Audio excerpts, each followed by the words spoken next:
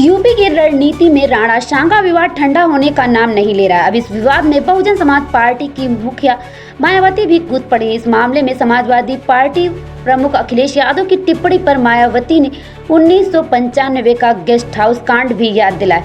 बसपा प्रमुख ने कहा कि आगरा की घटना के साथ इस पार्टी को 1995 में मेरे ऊपर करवाए गए जानलेवा हमले को भी याद कर लेना चाहिए।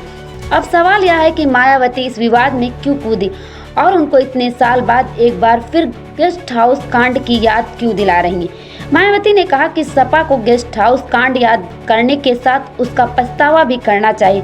उन्होंने कहा कि आगरा की घटना की आड़ में सपा अपनी राजनीतिक रोटियां सेकना बंद करे। आगरा में हुई घटना की तरह यहां दलितों का उत्पीड़न और ज्यादा ना कराएं।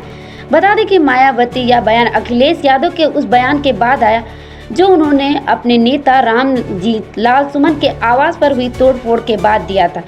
अखिलेश यादव ने कहा था कि सपा राणा सांगा की बहादुरी पर सवाल नहीं उठाती, लेकिन हिंसा की निंदा करती।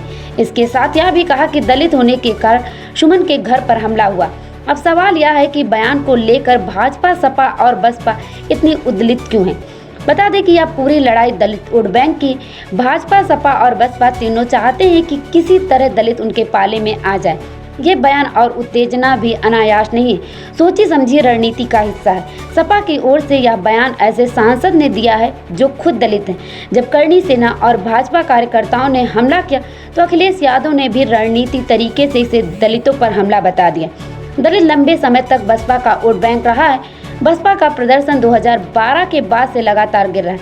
इसी बीच उनके दलित वोट बैंक में भी सेंध लगी। पहले भाजपा ने उसमें सेंध लगाई। हाल ही में 2024 में संविधान के नाम पर सपा और कांग्रेस ने सेंधमारी कर दी। इसका फायदा उनको मिला।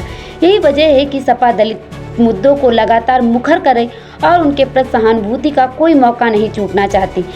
रामजी लाल सुमन का बयान और उसके बाद अखिलेश यादव का बयान उसी रणनीति का हिस्सा है। मायावती को यह बात समझ में आ रही, वह अपने छिटकते वोट बैंक को बचाने की कवायद में जुट गई हैं। यही वजह है कि उन्होंने तुरंत सपा को जवाब देने के लिए बयान जारी कर दिया और सपा को गेस्ट हाउस कांड याद दिला दिया।